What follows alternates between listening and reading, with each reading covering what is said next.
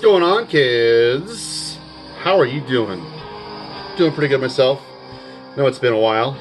I'm excited to get back into another episode of From the Vaults. It's been a bit too long. Been staying busy. Just kind of hit that like frigid, kind of cozy, sleepy winter months where you don't see the sun for 3 weeks at a time and you just want to stay in bed. And yeah, that's just kind of what's been going on with me. Haven't been buying a lot of stuff. We will get into that in a next video or something like that. Yeah, got some cool ideas for some videos coming up here, but before I get too far along, this killer record, which I highly recommend picking up, is called There by Amestigon. T-H-E-I-R. Thought it was a weird album title, but I still don't really know what is going on with this album. I played the shit out of this. It was my favorite record of 2015 when it came out. Members of Summoning, a lot of those guys, incestuous members and whatnot, but really recommend picking this up. It came out on World Terror Committee. Just this super doomy, kind of breathy, kind of black metal in a way. Really untraditional, kind of a melding of different styles. So I hope what you hear makes you check it out and pick it up. So this pile has been daunting for a really long time because a lot of this stuff I felt like I wasn't adequately up to snuff on. So I wanted to give it all a listen to refresh my memory on a lot of this stuff. So I wasn't just, you know, throwing a bunch of adjectives at you. So I've been doing that, but I haven't really gotten as far as I've wanted to, and it's been long enough on some of it where I kind of,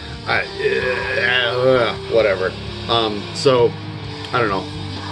I'm not at my best form tonight. Let's just say that, but I'm sure we'll figure it out. So alphabetically, we are at the beginning of the G's. Oh, we have a long ways to go. This is episode 60, and we are at the beginning of the G's. So, G's. So this is a split that came out probably 15 years ago or so between two bands. First one being called Gates of Dis, D-I-S, and the second band is Buyeth.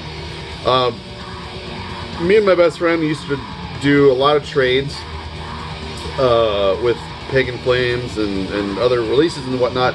And one of the labels that we got to be friends with and traded with a lot was called Rusty Axe, out of, I think, Virginia.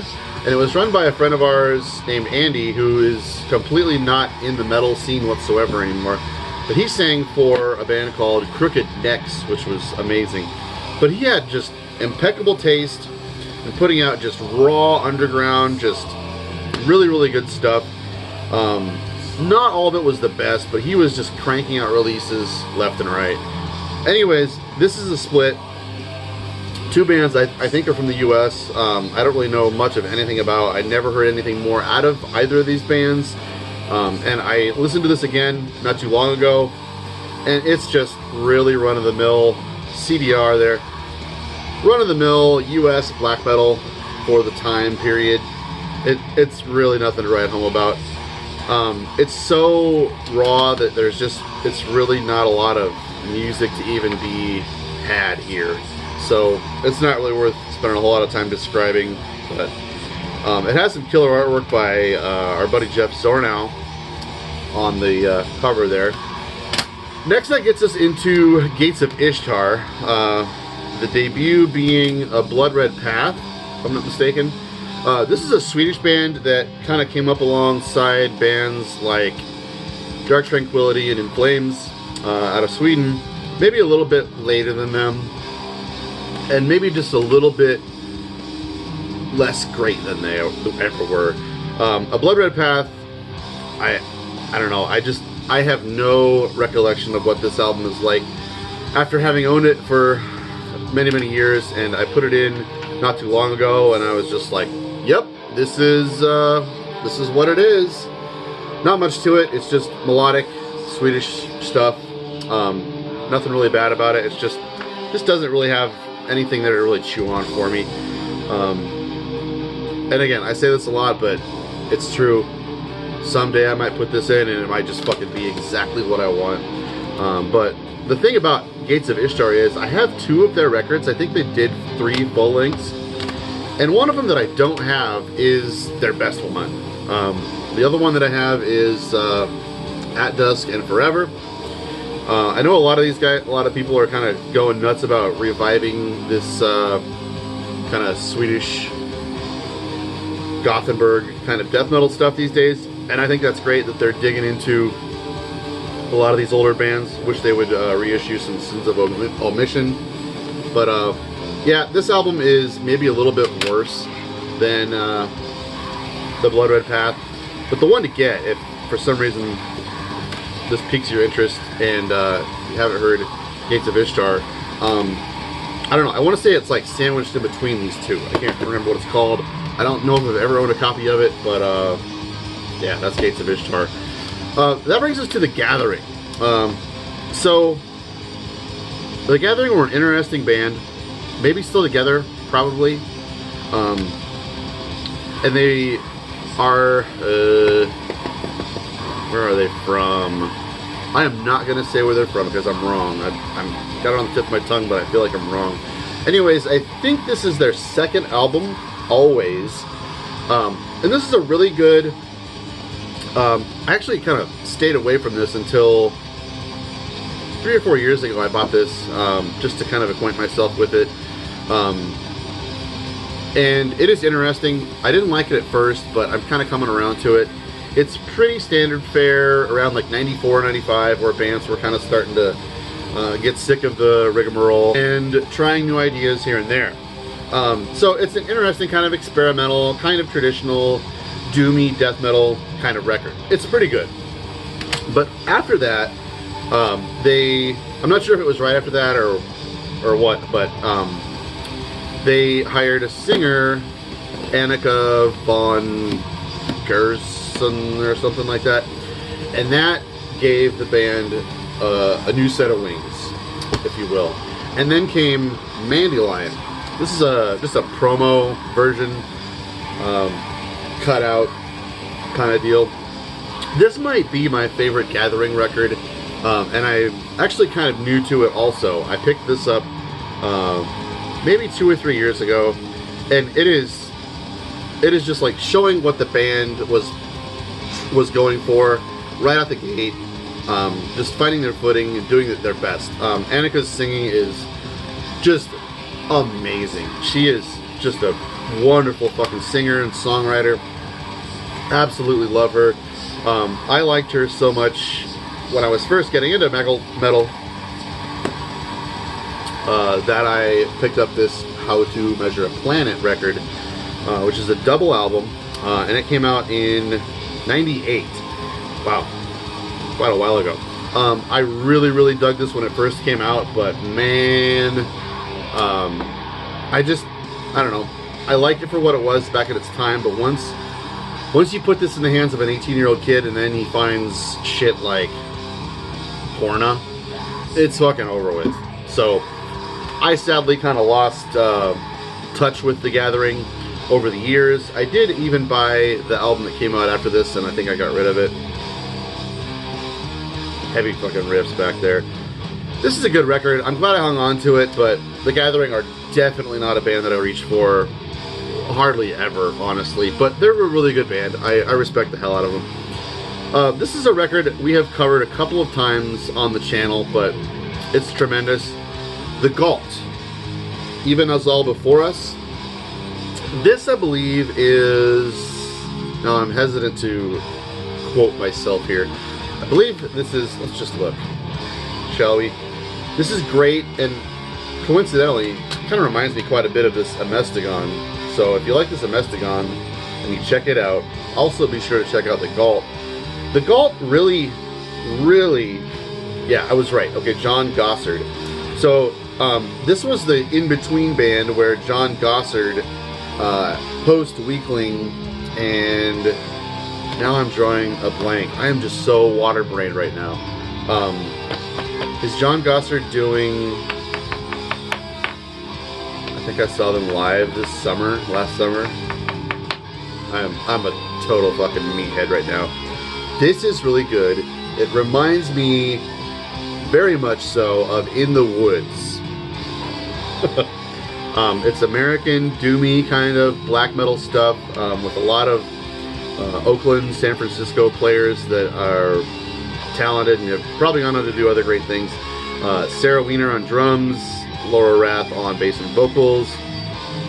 Good stuff. This is highly sought after and I think kind of valuable because it is a kind of a hidden gem there. And it came out on a label called Flood the Earth, which was really short-lived US label, who also released Aphotic, which is post-dusk. So that brings us to Gehenna, Norway's Gehenna, with First Spell. This is their first full length on Head Not Found. So they had a trilogy to start off their discography. First Spell, Second Spell, Third Spell. This is the third release on Head Not Found, and I think this is kind of generic. I've seen a lot of shirts and kind of reissues and stuff coming out of this lately, but this has never really struck a chord with me, and this will kind of be an ongoing theme throughout this band's discography as we get into it, because I've got, I think, all of their full lengths. I guess my fascination with the band started with Second Spell, Seen Through the Veils of Darkness. So Gehenna are just, if you're not familiar, a Norwegian, and I kind of hesitate to call them a black metal band, especially a Norwegian black metal band, because you're not getting Emperor, you're not getting Mayhem kind of stuff, definitely not anything like Darkthrone. They're just kind of, I really think they have an identity all their own. They're very synth heavy, especially in this early era with the first trilogy. But I don't know, I just don't feel like their songwriting is all that strong. If there's, maybe it could help you out with saying there's some similarities with Dismal Euphony there. But they were just kind of one of those bands that everybody kind of knew about, and they did some mediocre to good records at first. They were just kind of always there. Cacophonous Records put these out, which is another reason why I think they got a lot of attention. But I kind of feel like this is a little bit overrated for their second record. Now then we have Malice, Third Spell. And this record is pretty strong, and it shows the band kind of starting to grasp onto some more vampiric or more kind of violent sort of stylistic changes. And they do it pretty well. I believe this record is the first one that has Dirge Rep on vocals, and he kind of brings more of a battery kind of power to the drums. And I feel like this is a little bit of a stronger record than the other two. But again, I don't know. They're not a band that I reach for very often. In fact, this whole pile is really stuff that they're just kind of dead stock in my collection, which in the past I've liked to varying degrees. But that brings us to Adren Black. Now this record I consider pretty much an essential. This album fucking rules. It's devastating. It kind of, I guess, I'm not sure how coincidental it might be, but it kind of came out around the same time a lot of those Norwegian bands were turning a new leaf around the turn of the century, kind of trying to reinvent themselves or incorporate a different kind of more technological sort of style into their fold. This came out in 1998, so I guess it's maybe a little bit early to say that that was what they were going for, but it does tick that box pretty well. Now, the songwriting on this is really, really great. It's very, very riff strong, and I feel like that album cover just does a great job of illustrating what it sounds like. It's just got this, again, it just grips with that malice and that just kind of murderous sort of style that that Malice had. God, I just realized I'm using the word malice, and that album was called Malice. I'm a great YouTuber. Did you know that? The drumming is really, really impressive on this one, and again, they have another drummer after Dirge Rep joined. Really, really impressive. Just super tight drum work. It's just one of those razor sharp albums. It's really, really strong, and the production on it is just perfect. It just sounds absolutely perfect and devastating. And at this point, they're kind of uncategorizable as a black metal band or a death metal band. They're just kind of playing violent, mean, middle of the road kind of metal really, really well. It's a unique record. I feel like it's kind of a cornerstone of albums that doesn't get talked about as often as it ought to. And then after that, they did an album called Murder. I believe, again, they have another drummer on this one. No, I think they stuck with him for 2 records. This one is, honestly, right away, they just start getting a little more generic. They really went with the murder theme, and they get a little bit more kind of ham-fisted with the brutality. There's a lot of kind of chunky riffs, a lot of palm muted kind of stuff going on that I ordinarily don't really care for. And so, you know, why would I reach for this when there's Adren Black sitting around? So then the band, I kind of slept on these guys for a couple of years. Until last year, I finally picked up the 2 more recent releases. This is WW. I don't know what they were thinking with this record. This came out on Peaceville. This is one of those stupid Peaceville jewel boxes or whatever. I don't know why they act like it's a feature. But even more generic, they really feel like a band that they're trying to like reinvent themselves. WW was written during a period of time when Gehenna was more of a one-man project than a real band. I guess I would say that is pretty apparent. I won't give this album too much slack because it's been a long time since I picked it up. I believe he's just playing with some studio musicians on this one. And yeah, Frost plays drums on this one. I am a fairly big fan of Frost's playing outside of Satyricon. Kind of like him on 1349. I wish he would play in a band that's really good. So I do enjoy his playing on this record for what it's worth, but it's a pretty generic album. So a couple years later, and I believe this came out in 2013. So God, this has been 7 years now. This is Unravel. And this kind of finds them, I think, searching for their roots a little bit. Kind of goes back to the more vampiric, melodic, and kind of symphonic tendencies. It's got a kind of an interesting sound to it overall, too. So I kind of enjoy it for finding the band not getting worse like they were over the past few releases. But again, it's a recent acquisition. I haven't spent a lot of time with it, but I do remember thinking this is a lot more favorable than the WW album. And this is Sanrab and Dolgar, which are kind of like always been the songwriting duo with Gehenna. So it's not as much of a solo project as the previous one. And it kind of sounds like more like a real band finding their footing again. And that came out on Indie Recordings in 2013. And then last we have another Gehenna with an H at the end of it. King of the Sidewalk. This is, I believe, Norwegian street metal, drinking metal. Man, around this time there were just a slew of bands like this. Desecrator, Inferno, even Ora Noir to some extent, although they wound up doing something kind of original not long after they started out. Yeah, so this is just the generic fucking beer-swilling thrash metal record. Kind of like Nocturnal Breed, too. A lot of guys, I think, kind of consider this a bit of a classic, but a little bit of this stuff goes a long way with me, so this isn't a band that I reach for very often. But there you have it. That gets us through another pile. We've got some interesting releases coming up, and I hope you check out Amestigon and Adren Black by Gehenna, or the GALT, couple of hidden gems in this pile. We'll see you next time. I appreciate you watching and sticking with me, and take care.